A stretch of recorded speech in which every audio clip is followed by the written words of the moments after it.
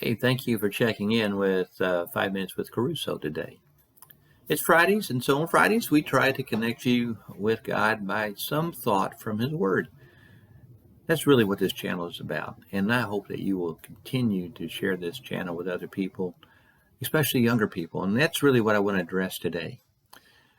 I want to talk to you about what's going on in our nation as each generation comes along and how we're trending, and seriously trending. A man by the name of James Emery White wrote a book, and the name of the book is called Meet Generation Z. Generation Z are the people who are 25 and under. Now, if you read the book, if you're 25 and under, you read through the book, you say, hey, that's me. I recognize that in me. If you're over 25 and you read this book, you might be saying, whoa, I know a lot of people like that. And you'll identify with a lot of things. But I want to share with you some things about Generation Z to just kind of mark them. You know, there are things that happen in our lives that kind of shape us. For my parents in their generation, one of the things that shaped them was, especially their parents, was my grandparents, was the Great Depression. What shaped my parents a lot was World War II. What shaped me, and I'm a baby boomer, what shaped me and my generation was the Vietnam War and the civil rights in the 60s and 70s. You look at the millennials, one of the things that defining moments for them that shaped them was 9/11, at least the Americans. If you look at Generation Z, one in the United States, what has shaped them was the Great Recession of 2007, 2008. So that you have people this age group, 25 and under, who aren't so gung-ho about capitalism like their parents and grandparents and great-grandparents were. They're more open to socialism, and we've seen that in the most recent election. You also what knows about Generation Z is they're more open to multiracial relationships, marriage, friendships. They embrace multiracial relationships. They're also more sexually fluid, and that's hit this nation like a tsunami over the last several years, especially. One of the things that they're about Generation Z is they're Wi-Fi enabled, more so. They're always connected to social media somehow. That's one of the reasons why we're on YouTube, is to try to reach this generation. And we hope you'll help us pass this on to people that age. But they're also post-Christian.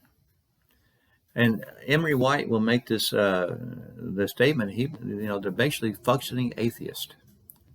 What this nation is becoming as this younger generations, the younger generations come along, they're becoming more functionally atheist. Not that they don't believe in God, although there's an increasing number who will say I'm agnostic or I'm an atheist. But they're functioning atheists, and that they'll go through their days or weeks or months, years, even their lives, and never really see a need for God, never talk about Him, never pray to Him, never really think about Him at all. And that's kind of how it's going. Now, that's not really new. It may seem new to this nation, but we're just repeating cycles of history.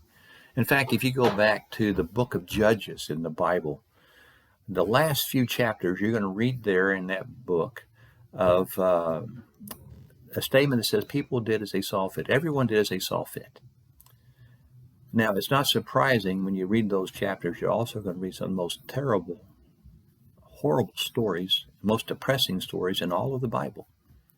That's just kind of what happens when people do as they see fit. We just devolve into this lowest standard of, I do what I want to do, you do what you want to do, and a lot of bad things happen.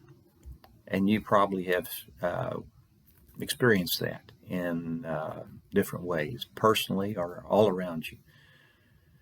That's what happens when people do as they see fit, live life without God, functional atheist.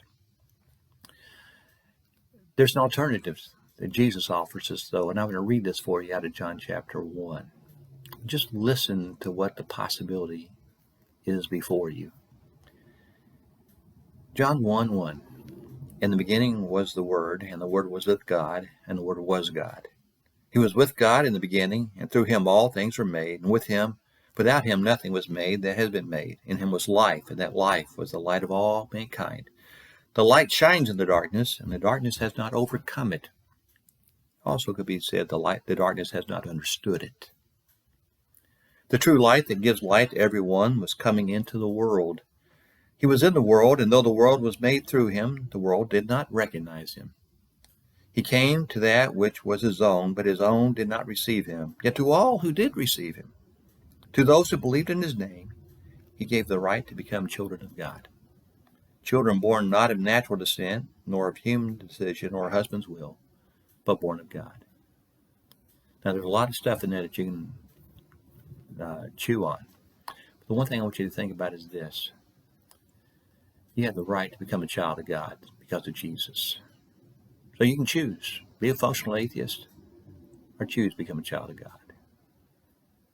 I hope you'll choose the latter. Thank you for checking in today.